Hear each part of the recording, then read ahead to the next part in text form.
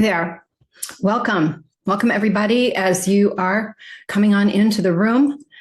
I appreciate your joining me today. It's great to see you. Some new people here who I don't normally see on our regular Zoom in the afternoon. So Saturday afternoons. So glad to see you. Yes, as people are coming in, I'm just going to delay my intro a little bit as one after the other you are coming in, and it's wonderful to have you here with me. Today is March 16. Tomorrow is St. Patrick's Day. For those of you who love the Irish things, I am part Irish, and we love to get the Natural Foods Co-op, the Monadnock Co-op here in Keene, New Hampshire, has a wonderful homemade brisket they do every time this year. And we always purchase, well, we just started doing this last year when we found out about it, but we purchased like 4 of them and froze them. So we have them throughout the year. They're fantastic. They're like, if you're used to corned beef brisket and you haven't had one of these, you would be pleasantly surprised. Really remarkable how delicious they are. And so free of any, junk, and so nutritious. So we like to get the point cut, which is the fattier one, right? Because when you have corned beef, you want it fatty, not lean. So anyway, that's the way we like it. So it's great to have you here. My name is Becky Montrone. We have a business here in Keene called Wondrous Roots. I am a holistic healthcare practitioner with a degree in holistic nutrition. And I also am an herbalist, which means I formulate and make a bunch of different products based on herbal medicine. So we have a wonderful skincare line. We also have, I have a lot of formulas, probably over 150 different formulas for different health conditions, whether it be inside out for your skin or whether it be inflammation. We do make CBD extract here, which you will not find on my website. If you want to purchase it, you have to put in the search bar, just put in special, the word special, because I can't advertise that on my website, but we do have it. And a lot of you know that we do have it. We have formulas for intestinal health, for kidney health and liver and gallbladder and you name it. So love to come up with different formulas for different things. And that's the pharmacy background in my genes, in my genetics. We're going to be talking about epigenetics today. So I'm not sure exactly how epigenetics fits into the things that you're interested in because people in your ancestry have been and were and are. But anyway, I got a good dose of that in my genes. And I think in my epigenetic environment, I've been feeding that gene to express itself in a good way. So you'll know what I'm talking about when I get a little further in. Our business is here in Keene, New Hampshire. We're on Roxbury Street, up on the 3rd floor of the Miller Forge building. And we have free parking out there, plenty of it. We have handicap elevator access. You come up to the 3rd floor, either on the stairwell or the elevator. And our door is right there, and it's usually open, unless it's super cold, and then we'll have it closed. But just open it up and come right in. Our normal office hours are shop hour, open store hours are 9:30 to 5, Monday through Friday.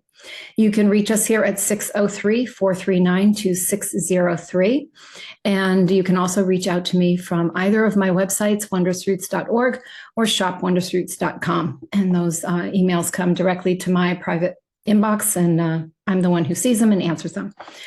So do go ahead and reach out to me. So let's see. One second.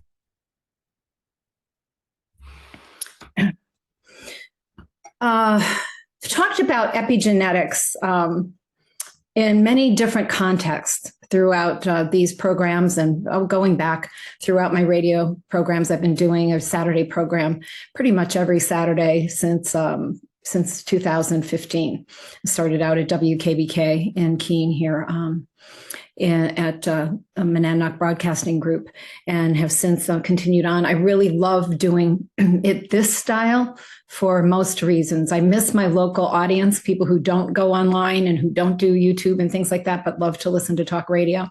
So I miss that. But I love the fact that I can actually do more teaching here, because I can share my screen and I can show you the things I'm talking about. And I talk about some pretty deep stuff, don't I, guys? I mean, I do. It's not I'm not just up here talking about weight loss, and sometimes I do talk about that, or other typical things that we might consider, more fluffy. I speak more to the clinician. I speak more to colleagues than I do to the lay person. Sometimes I need to apologize for that because it might be a little murky, but I also don't underestimate people.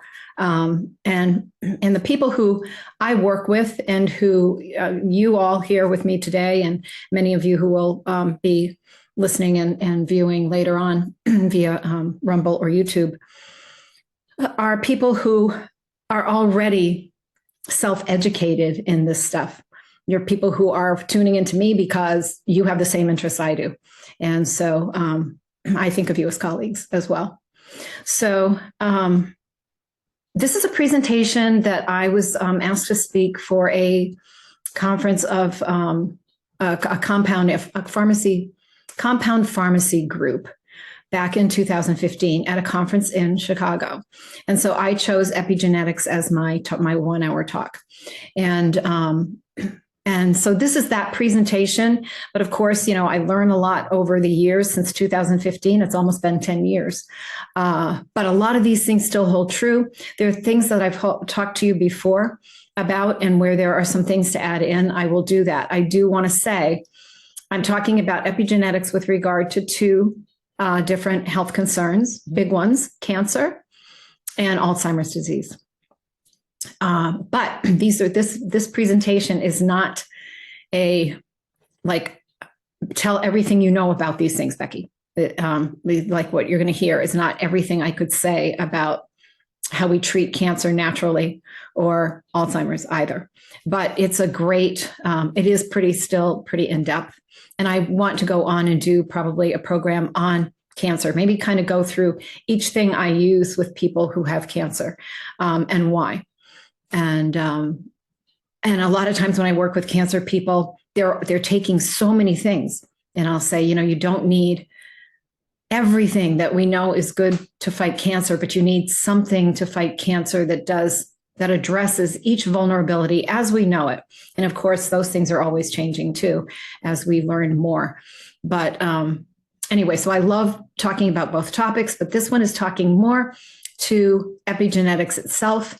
And so I'm going to, without further ado, I'm going to jump right in and share my screen. Now, before I do that, so I guess that is some further ado, but if you want to interact with me, please do. You can speak by raising your hand, and I will call on you, and you will be able to, we can all hear you.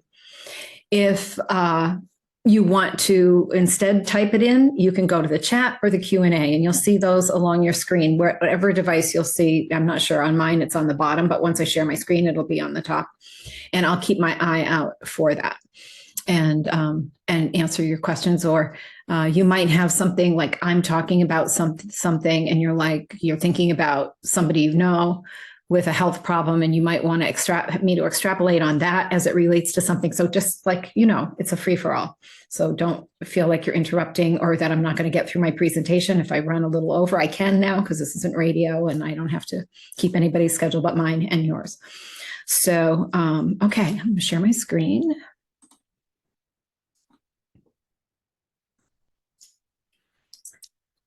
All right, wait till that green thing comes up. Should look good. I put my participants over here so I can see you.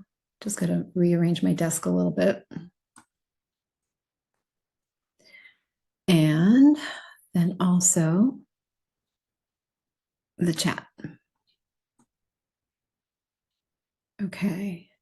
And I will still be able to see, I should be able to see anything. And if I don't, somebody let me know. Dale's, usually I know Dale's there, keeping track of things for me too.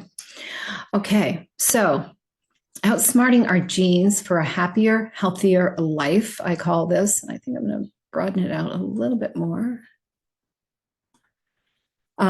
Scientific slap-it-silly approaches to preventing and overcoming serious disease.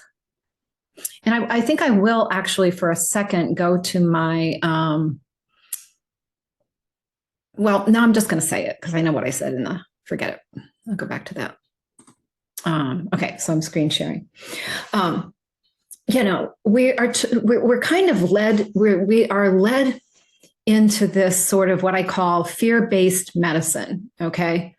That feeling of, oh no, you know, there's so many heart attacks in my family. My grandfather died of a heart attack. My father died, you know, all of that. There's so much cancer in my family. There's so much Alzheimer's disease or so much whatever it is, that it's just up to the luck of the draw, right? It's just like I have no control, and it's just how my genes, what genes I got, and I don't really know what genes I got, and it's just, you know, so you live life with this fear, and man, don't the pharmaceutical pharmaceutical industry ads on TV just really play into that. I mean, you would think you are just the person who could get this, you could get that, and oh my goodness, and blah blah blah blah blah. So we are really, our medicine today, I think, is really practiced with fear as a huge motivator. And I'm not saying that fear, when it comes to our health, we need to take care of ourselves, right? Or we should fear that we might have poor health because we're not taking care of it. So, but I'm talking about this idea of there's nothing I can do about it. Oh, a perfect example is, you know, you go into the doctor and you are diagnosed with a condition that is considered incurable, okay? So the American Medical Association has a monopoly on what can be considered called curable, treatable, diagnosable, curable. You get the whole idea. Legally speaking, they're the only ones who can declare that something is curable or treatable. They're the only ones who can diagnose. Like, if somebody comes into me with clear symptoms of something and I can see that it's obviously something, legally, I can't diagnose it. Even though, you know, a person himself, him or herself, can easily diagnose some things, right? But legally speaking, that's not possible. And so they do this in order to keep their competitors out of medicine, so to speak. But a perfect example then is something such as rheumatoid arthritis or Crohn's disease, or cancer is a big one, right? We're talking about cancer today. Sure. I mean, there is no cure. That's it. There's no cure. So you hear that from your doctor and you're like, well, see that? There's no cure. There's no cure. And certainly if there was a cure, my doctor would know and I'd be all set. So all I can do really is just hang on to the tools that they've given me, the medications or whatever, and be told, you know, there is no cure for this disease. Hopefully there will be in your lifetime. But in the meantime, you'll have to come in every month for an infusion of Remicade or, you know, whatever it might be. And I'm not saying that there aren't places for those treatments or need for them at times. Not at all. That's not what I'm saying. But I'm saying you get that message that there is no cure and you think it's all over. There is no cure. Well, that's just not true. So with many, many things, or preventions, right? Modern medicine, horrible, terrible at true preventive medicine.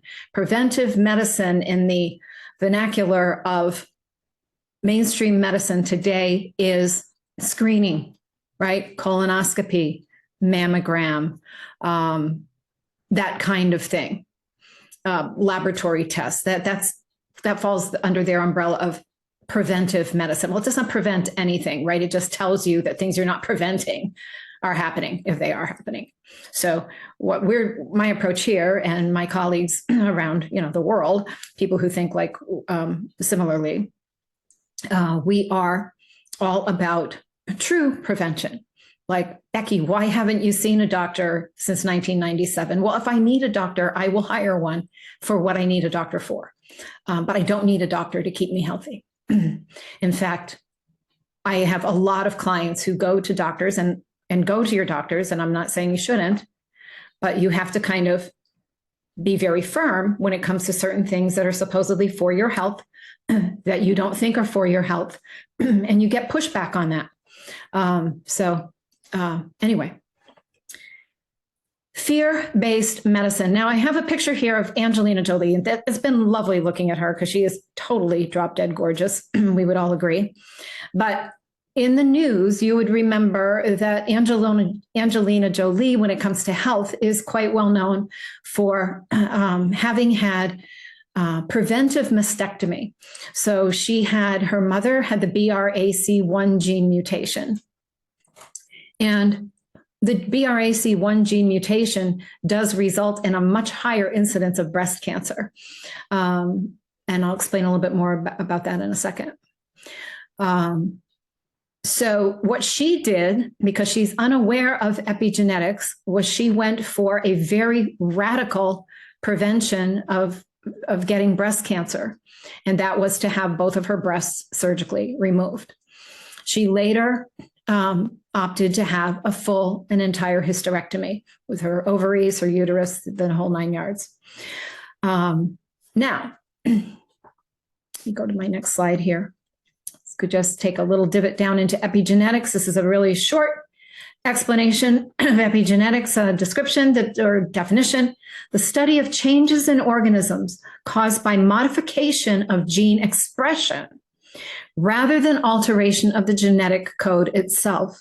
So when we talk about epigenetics, we're not talking about we're changing your genes. We're not doing that. We're not swapping out the genes that you inherited from your parents for other genes. We are changing the way they express themselves in our body.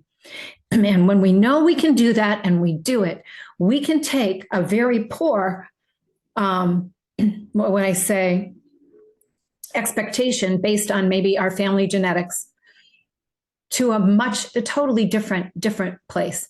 We can change the trajectory from going down here, the road to disease and horrible stuff, to vibrant health and preventing those diseases. This can be done. I am doing it. I am living proof. And it can be done. And it's so exciting. It is probably one of the most exciting things in our modern world today, where so many modern things are not exciting. And I think most of you would agree with me on that.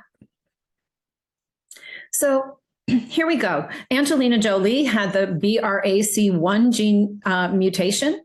So she, BRCA1 and BRCA2 genes are good genes, right, when they're working properly, but hers was not. And many women have this problem, this mutation. So they studied supplemental selenium and its ability to reduce the number of chromosome breaks in carriers of the BRCA1 gene variant. Compared with control group, 49% increase in chromosome breakage among carriers. So let me just explain that in a little bit more depth. So they took a group of women with this gene mutation that Angelina Jolie has, called the BRCA1 gene mutation. They measured, and they took a number of women, and then they took an equal number of women, and they measured for the rate of chromosome damage to the DNA.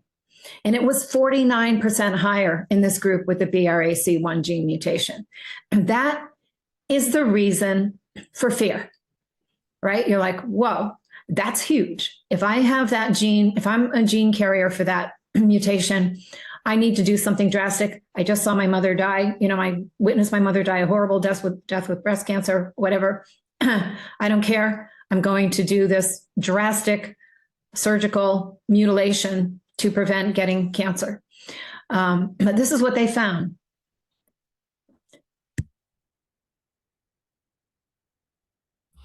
So increased rates of chromosome breakage in the BRCA1 carriers are normalized by oral selenium supplementation. Now, the other thing I want to say that's really exciting about this presentation is you're going to hear me talking about nutrients I talk about all the time for everything. And you're like, Becky, glutathione, yes, that's definitely coming. But selenium, iodine, yep, yes, and yes. Magnesium, yes. It's the same things. This is the really great thing about it is it's really a similar nutrients that affect these different pathways for different things, but they're similar. So it means that we can kind of incorporate a very simple. I mean, for people who never took vitamins, right, this is like a ton, right? But for people who've taken tons of vitamins through this, it's pretty simple. A cluster of things and make sure that we're getting them in our diet and our supplement regimen and affect a lot of things. But in this case, we're talking about selenium. Selenium, I've talked about very strongly with regard to thyroid health and to its role with iodine and how it works in tandem with iodine for thyroid health and for other things, such as cardiovascular health. But here, they found that giving a daily total of only 276 micrograms, which comes down to 276 micrograms of daily selenium. So in the Thorne Basic Nutrients, which I take daily, there are 200, and many of you, I recommend take it and are taking it. You get 200 micrograms of selenium. And then based on your diet, I'm sure you're getting some more selenium, right? So we want 200 to 400 micrograms daily. Excuse me. So that said, it's not that hard to do. When they did this, they gave this to a group of women, that group of women that had the 49% higher rate of chromosome damage to the DNA, which means that cells are going to malfunction. The cells affected by this DNA chromosomal damage are going to mutate and cause cancer, can mutate and cause cancer. So you have here now, you've got this, they gave them this for 3 months, once a day, 276 micrograms of trace mineral selenium. So easy to incorporate if you ate 3 Brazil nuts a day, raw organic Brazil nuts, although we have to be careful because of soil insufficiency, like mineral insufficiency. But I'm talking about, we take selenium in trace amounts, right? Trace amounts. It's not like 10 milligrams or anything. It brought their rate of chromosome damage straight down to the rate of chromosome damage to the DNA in people without that mutation. That's huge. That should be on the nightly news. That should be something women are told when they go for their breast annual thing where they're told, make sure you get your mammogram. Oh yeah, make sure you get that, squish your breast and shoot radiation at it. I'm not asked about iodine or selenium or anything like that, right? This needs to be known. That's why I do this kind of thing. So tell your friends too. This is so important. Oral selenium, it says here, is a candidate. This was in Cancer Epidemiological Biomarkers Preventative, whatever journal, back in May of 2005. Doesn't that just disgust you? Back in May of 2005. And most of the studies that you're going to see in my presentation today are dated in that similar time frame. So why aren't you being instructed about this? If your doctor knows everything about your health and the best ways to do things, then why don't you know? Now, selenium has a very intricate relationship with glutathione. Da, da, da, da, da, da, da, da, da, da. My favorite, glutathione. Selenium glycinate supplementation increases blood glutathione peroxidase activities and decreases prostate-specific antigen readings in middle-aged U.S. men. So now we're talking about prostate and PSA. So even, just again, we're seeing this whole connection between glutathione and selenium. It has been proposed that deficiency in this glutathione enzyme system increases the likelihood of developing both an enlarged prostate and prostate cancer. It is noteworthy that selenium is an integral part of the glutathione peroxidase, the enzyme that mediates antioxidation by glutathione. Androgens have been reported to stimulate free radical damage. Again, free radical damage, we talk about that all the time. Oxidative stress. What combats oxidative stress? Antioxidants and glutathione, melatonin. And melatonin did not make it into this presentation either in my update, which I will update that. But I didn't know about it back then when I first did this. And glutathione. And so glutathione, selenium works in the glutathione pathway is how I kind of summarize what this slide is saying here. Glutathione is stimulated, its activity and how it operates in the body is stimulated by selenium. So selenium, glutathione, iodine, huge for protection of the thyroid. See how all of these things really do work together.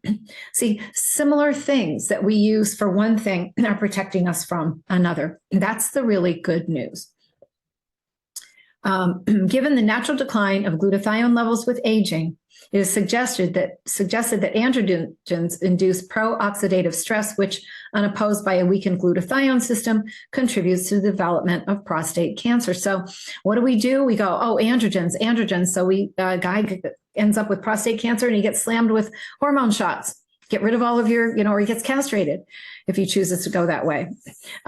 Get rid of all your testosterone. Oh my goodness, it's such a misunderstanding, What's going on? Excess androgens, because testosterone levels are classically much lower, like in older men who get prostate cancer, right, than they are in young men who don't have prostate cancer. But the androgens are affecting free radical damage. We need to fight the free radical damage that causes cancer, not the hormone itself. Very, very important to really understand what's going on. And these knee-jerk solutions to things in medical mainstream are many times very they miss the mark, whatever. Glutathione and apoptosis. If you saw my presentation on MTHFR, I also show this illustration because I love this as a medical diagram. This is just fantastic. You have a cell over here getting ready to mutate. It's getting ready to, let's say it's mutated, right? And oh my goodness, glutathione is in your system, and glutathione has raised P53.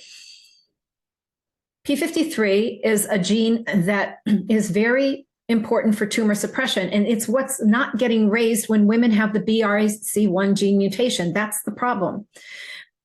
The gene P53 is suppressed. Its activity is suppressed, and so it's not doing its job. Glutathione raises P53 and gets around that problem. So selenium worked with the glutathione peroxidase system, and now P53 is allowed to express itself properly and turn off tumor formation. That makes a lot of sense, doesn't it? It just does. So glutathione and apoptosis. Glutathione also fights cancer. It selectively stimulates apoptosis, cell death of malignant cells, while leaving healthy cells unaffected. Extra, read all about it.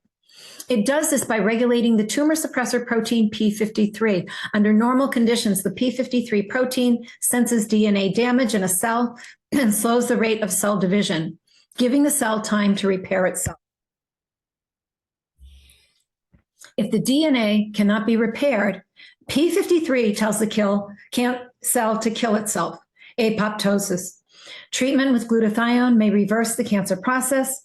Various studies have shown glutathione reverses development of neuroblastoma, cervical carcinoma, leukemia, and other cancers. And that's many cancers. But there you go. What's wrong? What isn't this gene doing for me? I have inherited the BRCA1 gene from my mother.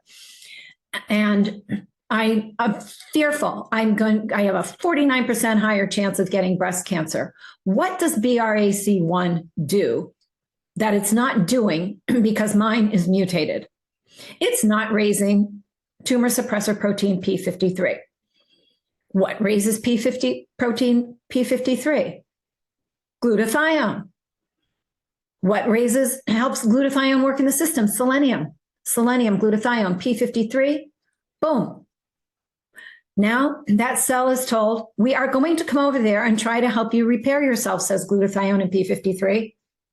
But if you can't do that, if we can't accomplish that, you're going to have to pull the gun on yourself, program cell death, apoptosis, before you can multiply, and create another nasty one like yourself. It's brilliant. It's brilliant. This is how God put us together. This is how God made the body to work. And if we know how to use the things that he put in our creation, and a lot of which are going missing because of how what should be a healthy diet is so tampered with in the first place. We're not getting nutrients in our food like we should.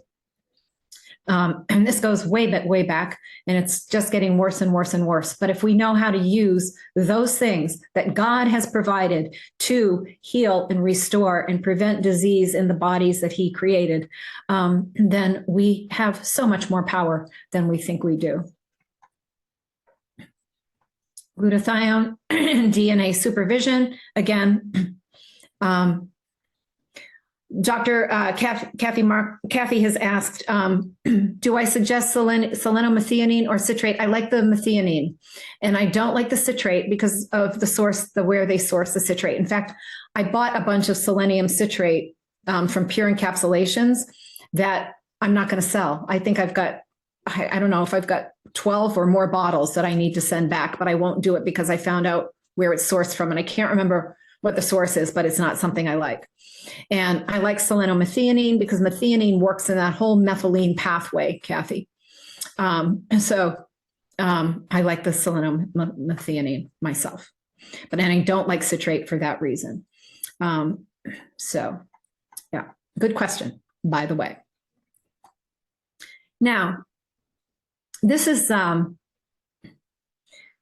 oral glutathione beat IV therapy? And I've talked about this before because we have the acetylated form here at Wondrous Roots. And I try to point out to people that this is a unique form of glutathione. It is not like reduced glutathione or L-glutathione or even liposomal glutathione that you buy out there for less money.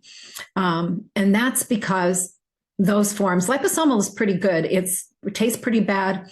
It's also expensive.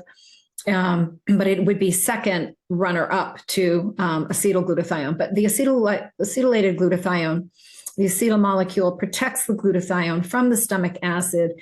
The glutathione is released into the small intestine during that phase of digestion.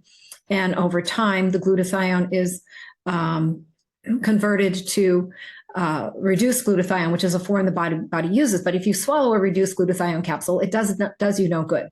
Reduced glutathione can be nebulized, but not swallowed orally. Anyway, I had this name highlighted because Marty Jones is a compound pharmacist who my father was friends with. And when I did this talk at this convention, and they all knew my father at this compounding convention. And but anyway, reduced glutathione, also known as glutathione or GSH, is found in all living systems. Lowered glutathione tissue levels have been observed in several disease conditions. The restoration of cell glutathione levels in a number of these conditions has proved to be beneficial. Thus, strategies to boost cell glutathione levels are of marked therapeutic significance. The conclusion at this stage is that an alternative to the current oral and IV options may be found in the acetylated form of glutathione, and if further analysis and clinical experiences continue to support this as a valid clinical strategy, there will be many patients very pleased to have access to such a simple strategy to enhance glutathione levels where required. And we know it works. This was published back in probably the early, I don't know exactly when that study was published, but it was in the Townsend letter, which I've referred to before. And it was a complete study, peer reviewed, whatever. And yes, it definitely is borne out. So just because we're talking about cancer, in this particular part of the presentation, the glutathione cancer paradox, a clinical study published in Anti-Cancer Research showed a nutraceutical supplement, while synthesizing glutathione in healthy cells, selectively lowered cancer cells of their glutathione, thus rendering them more vulnerable to radiation and chemotherapy. Paradoxically, the nutraceutical, while raising glutathione levels in healthy cells, triggered the opposite reaction in cancer cells. And this is really important because even today, when people are going to undergo chemo or radiation, oftentimes the advice is given not to take any antioxidants, because antioxidants will protect the cancer cells from oxidative stress, that is how those treatments kill cancer. But the exact opposite is true, right? The antioxidants and glutathione and melatonin being the top ones, but we can also talk about vitamin A and vitamin C and vitamin E. But definitely, they fuel and protect the non-cancer cells, but they cause this reaction in the cancer cells where they are depleted of their protective glutathione antioxidant protection. And it's just really remarkable. So all you have to do, make sure you have your glutathione. It also fights cancer in other ways itself. So anyway, they found that people did better when they had their glutathione levels raised, and plus had far fewer side effects. Patients with higher glutathione levels than normal cells experience far fewer side effects from chemotherapy and radiation therapy. A large Scottish study of 150 women with cancer being treated with cisplatin, which is one of the oldest cancer, what do I want to say? The oldest, chemotherapy agents. But it's used by itself and in combination with most. It's still a major feature of chemotherapy, especially for breast cancer and the hormonal cancers. Were studied, supplemented to raise their glutathione levels. They were compared to a second group without raised glutathione levels. The first group who raised their glutathione had statistically less depression, vomiting, hair loss, shortness of breath, neurotoxicity, wasting. And in addition, their mental concentration and kidney function improved measurably, and there was a distinct trend toward a healthier outcome. So that is just totally wrong. You need your antioxidants if you're undergoing cancer therapy. But the other thing is these antioxidants as well fight cancer on many other levels. Melatonin has 8 different recognized cancer fighting modalities. And glutathione as well goes after cancer in its own ways. So the whole idea that don't take glutathione, and I've had physicians tell that to my clients, don't take the glutathione if you're doing keto, please. They don't know. They don't understand. Iodine helps prevent and treat breast cancer. So through the P450 system that's in the liver, the cytochrome P450, which metabolizes different things, can change the body's estrogen into a form which inhibits cellular proliferation. So iodine does that, right? It changes the metabolization of estrogen. It breaks it down. I usually just in layman's vernacular say, it just converts the estrogen in the body to the non-cancer causing form, locks that form into the estrogen receptors throughout. And in men, that would be the prostate as well. The women, we would talk about the ovaries, the endometrium, so the uterus, the ovaries, the cervix, and the breasts. It diminishes the effect that estrogen has in estrogen receptor positive cells. It helps increase, the function of BRCA1. So BRCA1, which is, again, in Angelina Jolie, is the gene that's not working. It helps BRCA1 work better, right? So there's another iodine actually working in an epigenetic way, in an epigenetic fashion, which is tumor suppressive. Why is it tumor suppressive? Because it raises the activity of the protein P53, which now goes and monitors and supervises cancer cells trying to get nasty, and stands there like a sentry in your body, watching for that and stopping it. Hey, we're going to try to fix you. We're going to try to fix you first. Methylene blue works that way too, by the way, but I won't get off into that. I'll do that more when I do my full thing on cancer. And then maybe break it down into some specific cancers too, because there can be little add-ons that you can do with different cancers for different reasons. But yeah, so this is what's going on. All this stuff happening, right? Who knew? Well, now you do. Slap it silly. That's my approach. It's my approach with most things. You don't need everything that does something, but you need one thing that turns off each thing that makes an enemy stronger, right? So I love that little photo, or image, what do you call it? Image. So among other things to consider for cancer, and again, this wasn't all about cancer. So, the immune system support, turning off energy supply to cancer cells, interfering with cancer's odd glucose metabolisms, nutrients and botanicals that directly kill cancer cells. And that's a story for another day. But we can easily we can powerfully have an effect on preventing cancer and on helping get rid of cancer that already exists. There are so many more tools than we know about, and just know you have more power than you know. You have more power than you know. So now we're going to get into Alzheimer's disease. Genetics and Alzheimer's. So again, we're talking about epigenetics, and I've talked about this about myself. So I'll talk about it when we get to that part. But I really believe I should have full-blown Alzheimer's now. And by now, I'm 65 years old. I'm almost 66. And I have clear family, and I know I have my mom's genetics. I know I have the MTHFR genetic defect that leans towards this. But it is preventable. And it is very preventable when when you start young, preventing it, right? Which thank God, because he led me in various ways to understand things that I didn't realize what I was doing at the moment, but I was helping myself along the way. So sort of did, but not to the extent we understand it now. Here we go, MTHFR and Alzheimer's. So we talked about that a few weeks ago. You can go back. If you haven't seen that presentation, you can go back and go through that whole one.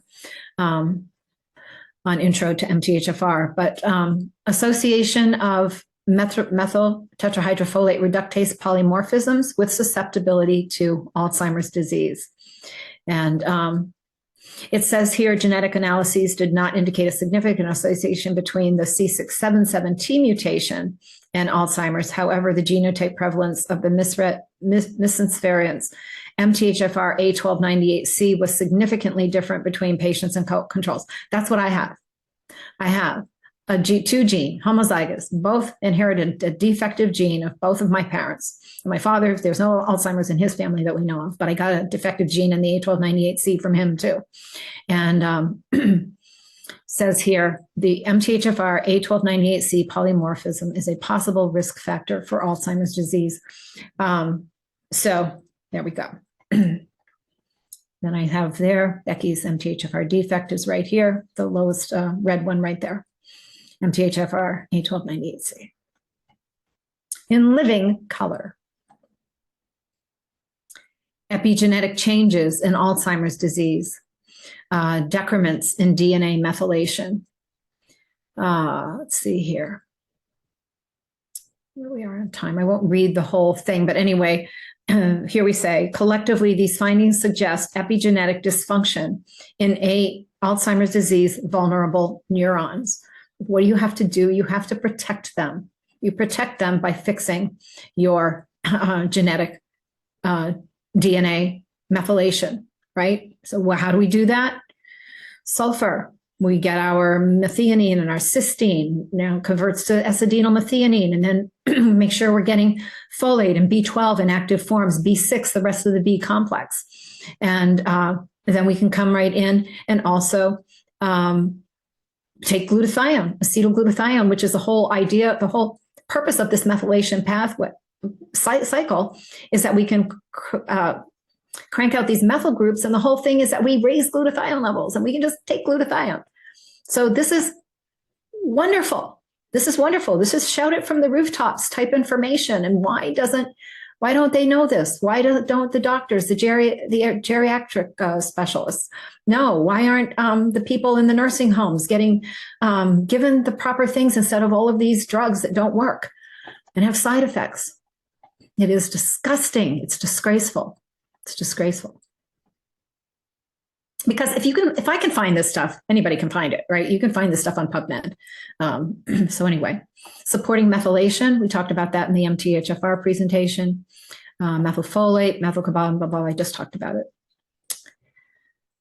And then there's the APOE4 gene mutation. And I have no idea where I stand with that, but that is a major risk factor for sporadic early and late onset forms of Alzheimer's disease analysis. So anyway, so this is very interesting because this I read this was back in 1994. But this I found this morning in another study that was published here in 2021. So this is much more recent, right? The gene variant disrupts lipid metabolism, but in cell experiments, the effects were reversed by choline supplements. Now, we knew about that way back when my mother had Alzheimer's, so we're talking early 80s, and we gave her lecithin granules, hoping that it would help. It did not help in her case, but we knew about choline. But now further evidence is coming out, and I think it's more in tune with not every case of Alzheimer's, but in cases that are related to this particular genetic problem. The researchers also found that growing yeast cells on very nutrient-rich growth medium helped them to survive better than the APOE4 yeast cells grown on the typical row. Further experiments revealed that the nutrient that helped APOE4 cells survive is choline, a building block that helps cells use to make phospholipids. The researchers then treated their human APOE4 astrocyte cells, brain cells, with choline to promote phospholipid synthesis and found that it also reversed much of the damage they had seen in those cells, including the accumulation of cholesterol and lipid droplets. So that's really interesting because people we use lecithin, which is a very rich source of choline. We use lecithin powder for people because with cholesterol issues that have to do with the things sticking together. So lecithin takes the choline, and lecithin it's an emulsifier, okay? Picture it that way. You take fats and you emulsify them. So they add lecithin to like ice cream and things like that, right? Because that's emulsification. So that's what they're talking about here in a cook's terms. Emulsification. So it takes the fats and emulsifies them and prevents this damage. And even it says here, reverse much of the damage. So definitely a great thing to add to somebody who's got this issue, this problem going on, Alzheimer's. It can't hurt if that's not what's going on with that person, the APOE4, you don't know, it doesn't hurt to take lecithin. You can buy soy lecithin, or you can get lecithin from sunflower, I believe, as well. And you can do that.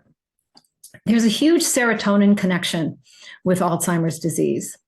And my mother suffered severe depression. She used to say, if a person had not really ever suffered depression, they had no idea. And so hers was very, very, very severe. And she had a great deal of compassion for people with depression. Sometimes it's easy to have impatience with people who are depressed. Oh, come on, be thankful, right? You have so much to be thankful for. We're talking about a physiologically induced depression. We're not talking about you're ungrateful or a look on the bright side. That's not what that's not the kind of thing we're talking about here. But it was found here, the possibility that history, and this goes back to 2001, this study, the meta-analysis found evidence support an association from both case control studies and prospective studies. However, the incident evidence did not clearly support any hypothesis explaining the association. The most likely contenders are depression can be an early prodrome of dementia. Depression brings forward the clinical manifestation of dementing diseases, and depression leads to damage to the hippocampus through a glucocorticoid cascade. The conclusions, the possibility that history of depression is a risk factor for dementia needs to be taken seriously, and explanations of the association need to be further researched. And here we have Archives of Neurology here, 2004. Depression in patients with mild cognitive impairment increases the risk of developing dementia of Alzheimer type, a prospective cohort study. But I'm going to tell you that what's really going on here is the things that are causing the depression are also causing the dementia later on if you don't fix that. So I always warn people who are depressed, don't let it go. Don't just take that stiff upper lip. You've got to do something to correct that. Because it's a serotonin issue, it's a tryptophan problem, and it can lead to dementia. So I would say, like in my mother's case, for instance, she had depression. The depression was an early sign of the later development of Alzheimer's. That's how I would word that in her particular case. And we conclude that patients with mild cognitive impairment and depression are at more than twice the risk of developing dementia of Alzheimer type as those without depression. Patients with a poor response to antidepressants are at an especially increased risk of developing dementia. And I'm going to hypothesize on that because you have to have the serotonin to begin with in order to make the neurotransmitters. I mean, in order for the antidepressant medications to work.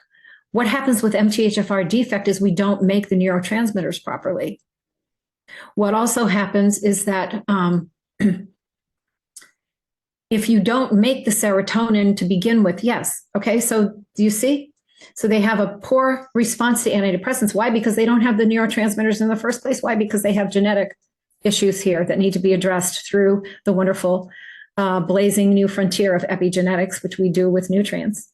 Usually hormones, things like that. Isn't that exciting? But here's what I had. I had this PMDD, premenstrual dysphoric disorder. And this is a forerunner can be a forerunner of Alzheimer's here. The three main neurotransmitters implicated in PMDD are serotonin, GABA, and beta endorphin. Evidence currently suggests a leading role for altered serotonin levels in the etiology of premenstrual dysphoric disorder. That's a raging form, OCD form of PMS. So from the day I ovulated till I got my period, I had to vacuum my whole house every day. Everything had to be perfect. Okay, so that's OCD. That's PMDD. Anyway, I found out about this in the year 2000. And I immediately investigated and got myself some 5-HTP, which worked. It says here, central serotonin levels are typically low in women with PMDD, and symptoms worsen with depletion of the serotonin precursor tryptophan. My mother also suffered from this, by the way. Notably, so we report benefiting from selective serotonin reuptake inhibitors, the SSRIs. That's how I found out about this. I saw an ad on TV, and then I was like, wasn't going to do that, so I got myself 5-HTP, but that's important because 5-HTP actually provides the serotonin. Whereas this would have, if it helped me, it would have just been a stopgap and would not have been a fix. But so there's a really cool story here. I've got 5 minutes to go. Do I tell you a really cool story or do I make sure I finish all my slides? All right. There was a woman. I'm going to tell this really fast because it's a very touching story. She came to see me about hormonal things. She was in her 50s. This was back in 2006, I would guess. Yeah. She was born, I've told this story before, but anyway, she was born, she was the firstborn to her mother, I think out of wedlock. This was years and years and years and years and years ago. And her mother blamed her for all of her troubles. And they lived in Maine. And the mother was very abusive to her and was exceedingly also abusive to all of the other children. And she kept having children. And the woman was taken out of, oh, thank you so much. Thanks, Debbie. Very good energy and topic today and exciting information to resolve some big problems. And so my husband thanks you too. Thank you. We support you. Thank you. Thank you so much. That was in the chat. So anyway, so what happened was the mother was very abusive. The children would be taken in and out of foster homes and all of that kind of stuff. But anyway, the woman that I'm meeting with, and I learned this story from, is when she's a teenager, she gets, Maine has this program for gifted children in the gifted females in the foster care system. And she was admitted to this very special school where she got very good education. And it was a couple who were my clients, is how I got to know her, who adopted her when she was 16 years old, and they lived in New Hampshire. So anyway, Linda, the woman's name, she would go back and forth throughout the years. Now, when I meet her, she's in her 50s. She would go back and forth throughout the years. She's a very successful businesswoman. She would go back and forth throughout the years to visit her mother, to check on her siblings, blah, blah, blah, blah, blah, blah, blah, blah, blah. And finally, years and years and years go by, and she goes to visit her, and her mother has full-blown Alzheimer's disease. Now, look at her mother's past. Her mother was explosive. She was abusive to her children. She was irritable. She had definitely had the serotonin deficiency syndrome. It later led to Alzheimer's disease. And now she has full-blown Alzheimer's disease. And I always get choked up when I tell this story, because this is the punchline, if you can call it that. So here's Linda now in her 50s. She's up there taking her mother out for a walk, or at some point later in her life. I met her when she was in her 50s. I'm not sure exactly when it was, but her mother now is full blown, and she's an adult. And she's walking her mother down the street, and her mother looks up at her and puts her hand on her face and says, "You are so beautiful. I wish you were my daughter." That just, I don't know what else to say to that. She hated Linda throughout her whole growing up time. She was very abusive to her. She blamed her for everything. And now she gets to this point where, "You are so beautiful. I wish you were my daughter." "I am your daughter, Mom. I am your daughter." Wow. But you can see that road this poor woman suffered and what it did to this family. The ripple effect of health problems that don't get fixed in your parents and their parents, right? And then the horrible devastation to people on levels that have nothing to do with their physical health, but also now their mental health, their socioeconomic health, abuse, you name it. So this is so important to all of life. Hormones and Alzheimer's. We've talked about this before, and I'm going to just kind of breeze through a little bit. Pregnenolone. I've talked about pregnenolone in my my talks before. Pregnenolone is a supplement you can take. It is a prohormone made in the adrenal glands, but here we see subjects with Alzheimer's disease demonstrate significant reduction in the PFC allopregnenolone levels, a finding that may be relevant to neuropathological disease stage severity. Neurosteroids may have utility as candidate biomarkers in Alzheimer's disease. Neuroprotective effects of DHEA in rat model of Alzheimer's disease. These results clearly indicate a neuroprotective effect of DHEA against Alzheimer's disease. And I started taking DHEA daily in my 30s when my mother had Alzheimer's, had died of Alzheimer's when I was 28 years old. So my father and I were like, we saw something here with this, with the hormones. And so, yeah, boom. DHEAS plasma levels and incidence of Alzheimer's disease. This population-based prospective study supports the role of DHEAS, which we convert DHEA to, as a risk factor for Alzheimer's disease. Keep your hormones, hang on to them. Progesterone and estrogen.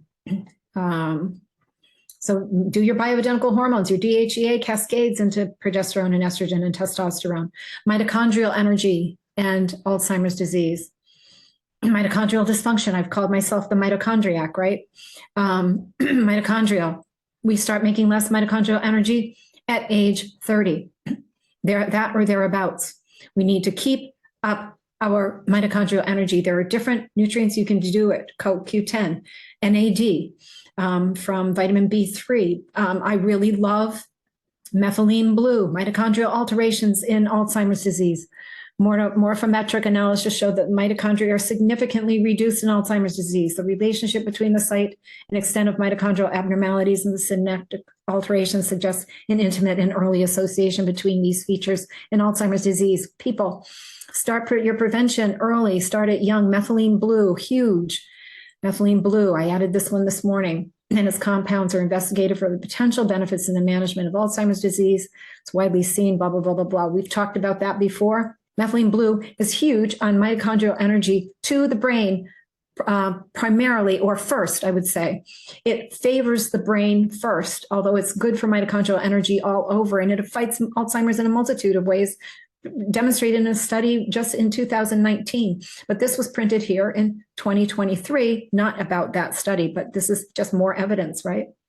Proteolytic enzymes such as serrapeptase and nattokinase, talked about many times, for breaking down fibrin in the blood, for your cardiovascular health, but it also dissolves the beta amyloid plaque in the brain. Aclonia cava extract. We can't get FibroBoost. They don't make it anymore, but Aclonia cava extract, I used to love this, and now it's, I don't carry it because I can't find somebody to get it that I can supply here, but you can order it online, Aclonia cava extract. You can actually get it on Amazon. But I do so many other things. But Aclonia cava extract, which comes from a seaweed, is amazing. Glutathione in Alzheimer's, of course. Glutathione, glutathione, glutathione, glutathione, glutathione, glutathione. I am the glutathione girl. Targeting oxidative stress-induced brain hypometabolism and brain mitochondrial failure. That's methylene blue. Is a fast track right to that, methylene blue, because it works through the electron transport chain, and that's what's going missing. Metal involvement. Right? Every time you go get your flu shot and your shingle shot and your this or that and the other, they're all preserved with mercury. So have your dose of mercury, but metal involvement is very involved here. So let's stop injecting everybody with toxic metals, and our children, and our children, and our children. In summary, glutathione with regard to AD, metal detoxification, inflammation and damage, improves glucose metabolism, blah, blah, blah, and prevents and increases the degradation of amyloid plaque. You know, come get me, Alzheimer's disease. Come on. I dare you. Come on, come on. Anandamide, cannabinoids, and Alzheimer's disease. You guys, you have my PDF, so you can go and you can read through the stuff that I didn't spend a lot of time on today. But CBD, again, very excellent. I don't take CBD on a regular basis because I don't know. I take so many other things, and I know it's good for you, but it also makes you kind of relaxed and sleepy, and I've got a lot to do. But it's out there and it's good for you. We do have it. We have a great one, extract. Again, go to special and you can order it if you want to. Chronic cannabidiol treatment improves social and object recognition. Diet in Alzheimer's disease. This is huge. Maybe what I'll do is next time, I'll have a totally different topic, but maybe I'll just spend like maybe 10 minutes or something to sort of go through a few things, but maybe not. Maybe if I just say, if you pay attention to this, this is a girl. This woman here on this slide, the slide 51, she was the Bredesen study, right? I think it's Bredesen. I said Bredesen, but I think it's Bredesen. So she found out she had that APOE4 gene mutation, not the MTHFR that I have, but the other one. And she found this diet. And if you look up if you're interested, look up that name, Bredesen, and just look at the Alzheimer's diet or something like that. But she fasts, the intermittent fasting. Again, methylene blue provides that autophagy feature or function. So you don't need to do this. But anyway, it does that. She also cut out processed foods from her diet, including sugar, grains, and other starches, so they can stir up inflammation in the brain. She was very advanced in her Alzheimer's symptomatology as a young woman, and she made huge strides doing this. So that's kind of the backdrop of this. She cut out processed foods from her diet, including sugar, grains, and other starches, and so you stir up. Okay, I don't buy any packaged, boxed, or canned food. Try to stick as close to that as possible, people. A typical dinner for her includes mostly raw organic vegetables drizzled with extra virgin olive oil and wild-caught fish. Occasionally, she replaces the fish with grass-fed lean meats. She's integrated more fermented foods into her diet. Research is beginning to correlate gut health with brain health. Oh, yeah. Can't you say, doesn't that remind you of the food the people in the nursing homes are getting? Yeah. Could gut bacterial imbalance cause brain illness? I just want to talk about this briefly. Being nasty meat is not necessarily great. We're supposed to have, by diversity of things, such as parasites. Everybody's on a parasite kick yet. Oh, I think I might have a parasite. Well, good. Maybe you should. In a recent British study, researchers evaluated the diversity of organisms and presence of parasites in people from 192 countries and compared their results with the prevalence of Alzheimer's disease in those countries. Remarkably, they found that in those countries having the greatest degree of hygiene, in other words, the least amount of parasites and microbial diversity, rates of Alzheimer's were dramatically increased in comparison to those countries in which harboring parasites was actually very common and the gut organisms were more diverse. The authors commented, variation in hygiene may partly explain global patterns in AD rates. Microorganism exposure may be inversely related to AD risk. These results may help predict Alzheimer's disease burden in developing countries where microbial diversity is rapidly diminishing. See, that's not, they're developing and they're getting rid of their microbial diversity. Oh, isn't that great? We're getting rid of all of the parasites. Epidemiological forecasting is important for preparing for future healthcare needs and research prioritization. Ketone energy in Alzheimer's. So we're talking about MCT oil, coconut oil, MCT oil, hydroxybutyrate, which you can take as a ketone supplement. The brain using ketone energy rather than glucose energy. This kind of points to that here. Benfotiamine. We talked about benfotiamine. It's an anti-glycation agent, the stickiness, the binding of protein to sugar. We talked about it with relation to diabetes a few sessions ago. So you can go to that and see that benfotiamine, I take that certainly every day. Vitamin D, magnesium, huge. I've got a brand new book that was sent to me by the company, Carolyn Dean's company. Magnesium, the magnesium link to total health. I'm hoping to be able to get her on as a guest. This book is fantastic. I've talked about magnesium many more times, and I was going to almost do it today, but I'm not, because I'm going to do it next week. Not with her, but it will just knock your socks off. We need it so much. And magnesium L-threonate, but I'll talk more about other forms of magnesium for the brain as well when I get there. Omega-3s, iodine and Alzheimer's disease. Iodine, okay, you're doing it for your thyroid. You're doing it to prevent breast cancer, okay? But guess what? It's also helping prevent Alzheimer's disease. Okay, Geravital GH3, talked about that before. Autoimmunity and Alzheimer's, a possible connection there. Moducare. So anyway, I say I have so much more to say regarding both topics here, cancer and Alzheimer's disease. The highlights in this particular presentation are used primarily as examples of epigenetics, how we can alter the expression of our genes through changes we make in lifestyle, diet, hormones, nutrients, and more. Epigenetics is a new, exciting, and very promising frontier. You have so much more control than you know, or even your doctor knows. Knowledge is power. Embrace it and use it starting today. I just want to say, let me just stop my share. And thank you all for being here. It is exciting, isn't it? This is the truth. The truth is, and the truth, Jesus said, will set you free. And that's true on multiple levels. Of course, God is the author of all things. There's nothing secular and sacred. Everything is sacred, if you will. Things that we consider secular. But the truth in anything, if you know the truth, it will set you free in that particular area. And when it comes to our health and when it comes to the control we have over health, the truth, if you know it and if you put it into practice, will set you free of many things that could become imprisoning to you when it comes to your health. So I want to thank you so much, everybody, for being here. For those of you who are listening later on YouTube or Rumble, please get to me with any questions or anything. Anybody else here too, you know how to reach me. Get in touch and we can talk further. But it's exciting. I'm happy to be able to live this and to share it with others. Take care. Have a wonderful weekend. Happy St. Patrick's Day.